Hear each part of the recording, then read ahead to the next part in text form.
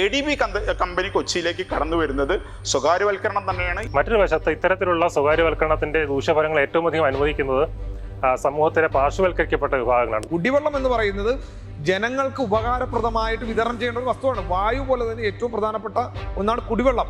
ആ കുടിവെള്ളം സൗജന്യ നിരക്കിലാണ് ജനങ്ങൾക്ക് വിതരണം ചെയ്യേണ്ടത്. അതാണ് ഇടതുപക്ഷത്തിന്റെ കാഴ്ചപ്പാട്, LDF സർക്കാരിന്റെ കാഴ്ചപ്പാട്.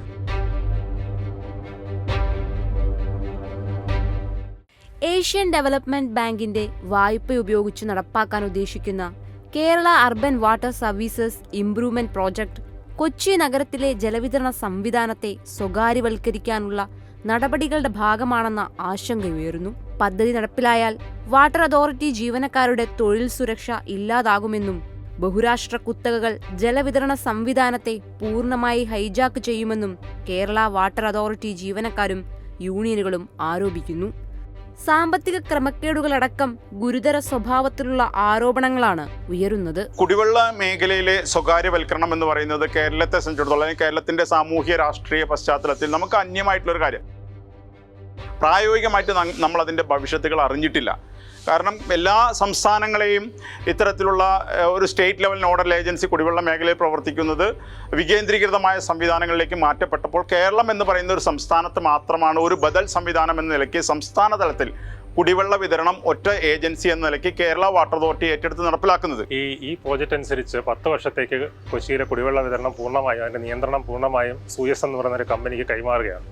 അപ്പം അങ്ങനെ കൈമാറി കഴിയുമ്പോൾ സ്വാഭാവികമായിട്ടും വാട്ടർ അതോറിറ്റിയുടെ ജീവനക്കാരോട് ആവശ്യമില്ലാതെ വരും. മീറ്റർ റീഡിംഗ് എടുക്കുക, ബില്ല് കൊടുക്കുക, കളക്ഷൻ നടത്തുക, ഇത് മാത്രമാണ് വാട്ടർ അതോറിറ്റി ജീവനക്കാരുടെ ഭാഗമായിട്ട് വരുന്നത്. അതല്ലാതെ അവിടെ ഇന്ന് ജോലി ചെയ്യുന്ന അസിസ്റ്റന്റ് എഞ്ചിനീയർ ആയാലും അസിസ്റ്റന്റ് എക്സിക്യൂട്ടീവ് എഞ്ചിനീയർ ആയാലും അതിന് താഴോട്ടുള്ള മറ്റ് സാങ്കേതിക ഉദ്യോഗസ്ഥന്മാരുണ്ട്.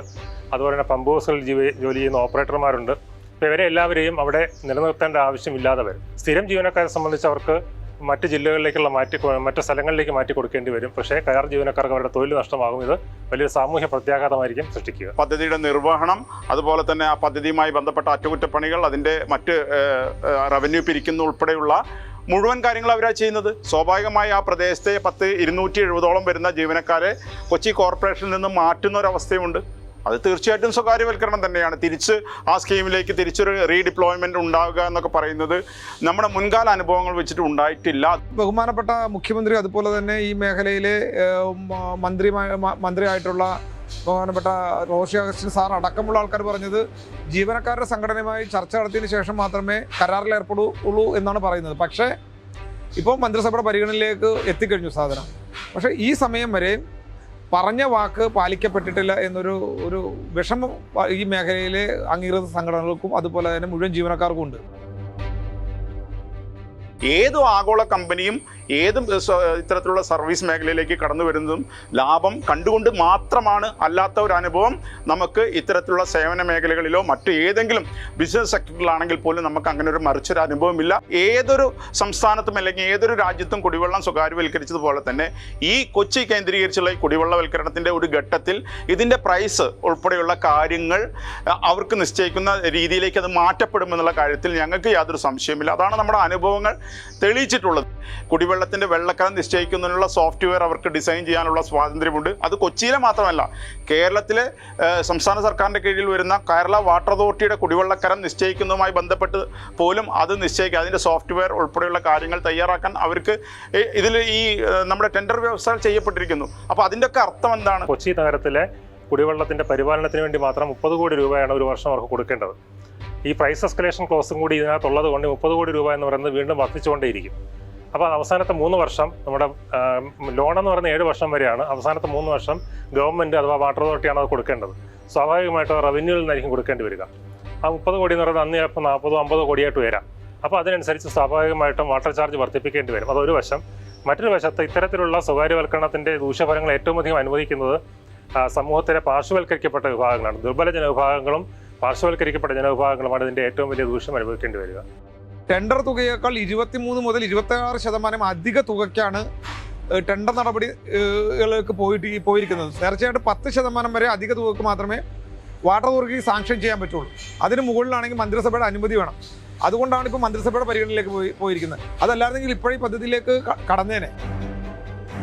51% കുടിവെള്ളം പാഴായി പോകുന്നു എന്ന് പറയുന്ന ഒരു സംഗതി കണ്ടെത്തിയിരിക്കുന്നു. അത് കണ്ടെത്തിയിരിക്കുന്നത് ഒരു ഏജൻസിയാണ് കണ്ടെത്തിയിരിക്കുന്നത്. അത് ADB എന്ന് പറയുന്ന ധനകാര്യ സ്ഥാപനം പിന്നെ ഏൽപ്പിച്ച ഒരു ഏജൻസിയാണ് ഈ ഇങ്ങനെ 51% കുടിവെള്ളം പാഴായി പ്രൈവറ്റ് ഏജൻസിയാണ്. അത് ADB എന്ന് പറയുന്ന ധനകാര്യ സ്ഥാപനം ഏൽപ്പിച്ചിരിക്കുന്ന ഒരു സ്ഥാപനം. 51% ജലനഷ്ടം എന്ന് പറയുന്നത് എവിടെ നിന്ന് കിട്ടിയ കണക്കാണെന്ന് ഞങ്ങൾക്ക് അറിയില്ല. കാരണം അങ്ങനെ ഒരു സ്റ്റഡി എറണാകുളം ജില്ലയിൽ നടത്തിയിട്ടില്ല, എറണാകുളം സിറ്റിയിൽ നടത്തിയിട്ടില്ല. ചില കണക്കുകൾ പറയുന്നത് 38% ഉള്ളൂ എന്ന് പറയുന്നു. പക്ഷേ ഇവർ പറയുന്നത് 51% ഉണ്ടെന്നാണ്. അത് ADBയുടെ കൺസൾട്ടൻറ്റ് തന്നെയാണ് പറയുന്നത്.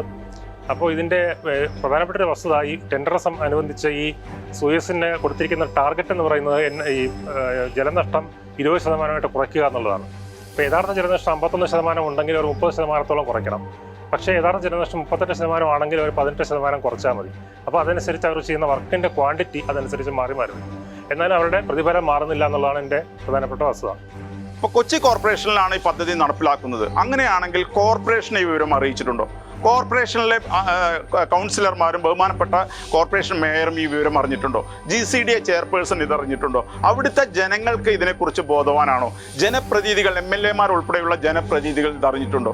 ഈ വിഷയം നമ്മൾ പരിശോധിക്കപ്പെടേണ്ടതല്ല. അങ്ങനെ 2017 മുതൽ 2024 നമ്മൾ എത്തി നിൽക്കുമ്പോൾ ഏകദേശം 7 വർഷക്കാലമായി പദ്ധതിയുടെ പല രീതിയിലുള്ള ചർച്ചകൾ ഔദ്യോഗിക തലങ്ങളിൽ നടക്കുന്നുണ്ടെങ്കിൽ പോലും പൊതുസമൂഹത്തിലേക്ക് എന്തുകൊണ്ടാണ് ഇത് ചർച്ച ചെയ്യപ്പെടാതെ പോകുന്നത് നമ്മൾ പരിശോധിക്കാൻ സന്നദ്ധമാകണം.